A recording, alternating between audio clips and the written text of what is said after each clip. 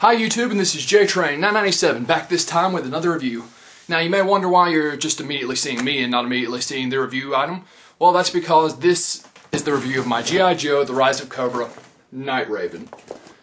Now, it's a big box. It's a big vessel, it should be. People have requested me to do my videos this way before. I really don't see the point in it. So give me your opinions. Do you like seeing me and not just seeing the figure? I don't see why you would or wouldn't, but post it in a comment if you think this is better than my normal ones. If you don't, I'll stay doing it like I am. So, on to the review of my G.I. Joe, The Rise of Cobra, Night Raven. Little side note, if you're a foreign subscriber, you're actually it's not gonna be called the Night Raven. Anywhere but the States, I think it's called the Night Bird. Some other country had the copyright on Night Raven outside of the US. So, right here it is. It comes with the quote-unquote Air Viper. It's supposed to be Strato Viper. For some reason, I guess they think that kids from the current era are not as smart as kids from the 80s. Fuck you, Hasbro. But anyways, on the Air Viper's file card, which I'm going to have to read like this. Air Viper pilots fly next-generation aircrafts designed by Mars Industries. Like all top test pilots, these ruthless hunters of the sky are meticulous, detail-oriented problem solvers with an extensive knowledge of aeronautical engineering. Preferred weapon, BVR-AAM-32J, Beyond Visual Range Air-to-Air Missile. So, take a look at it on the back of the box. It says it has lowering handle, lock and load firing action.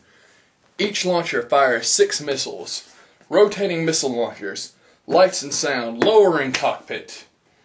And it looks like it's going to have a lot of stickers to put on.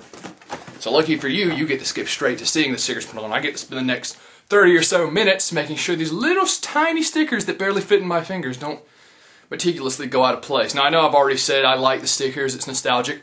Well, it is, but it also can be a pain in the ass. So without further ado,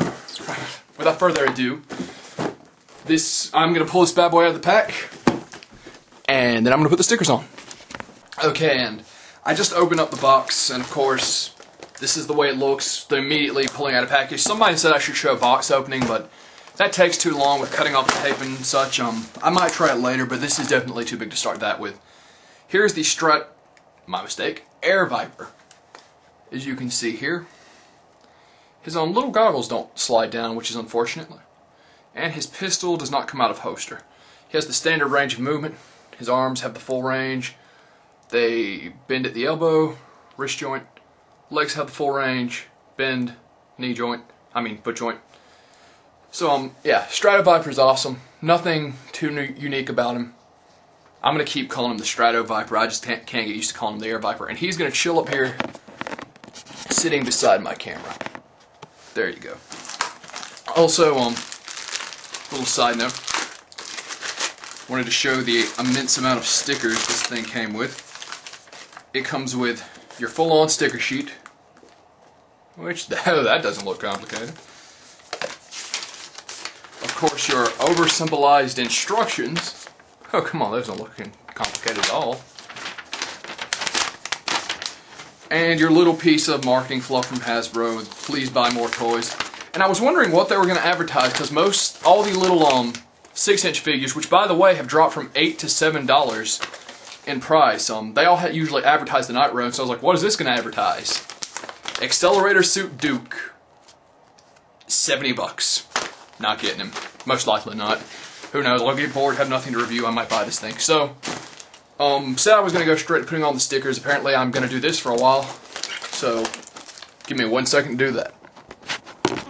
And here it is out of the package. Now, you're going to notice a lot of that nice detail. And Jesus in the background. Had to do this on the dining room table, so. Yeah, this is an awesome looking jet. Now, unfortunately, the wheels do not roll at all. Was really hoping they would. A lot of the other G.I. Joe vessels do, but for some reason this one doesn't. Now you can see his comparison as to size with the Strato Viper.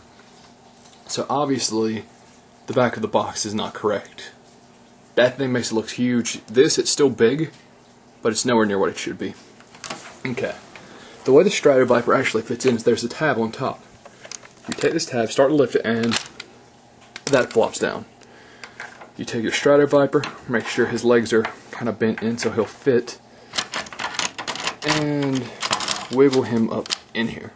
Once that's done, you close, his arms are in the gears, excuse me. And there you go. Stratoviper is in the cockpit. So, with that done, just fold up the landing gears. There's no switch for that, you gotta do it yourself.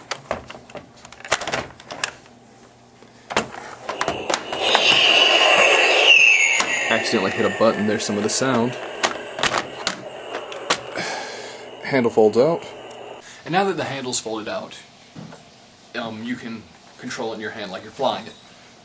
Very reminiscent of the Blackbird jet from the X-Men movie toy line, the original X-Men movie toy line. Your three main buttons are here. This button,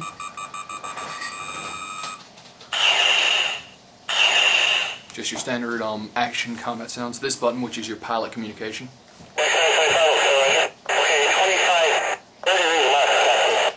But you really can't understand. This one, which is your flying sounds, and when you hit this, these rear thrusters actually light up. Same with the missile launchers when you press this button. Okay, so besides the Bessel sounds, you also have the cock motion. Once you cock it, it fires missiles. Now, immediately after you cock it, when you pull the trigger again,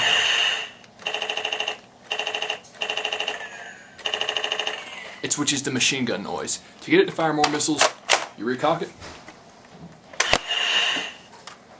and you're going to notice every time you cock it, it actually rotates. 6 missiles in each, as you can see.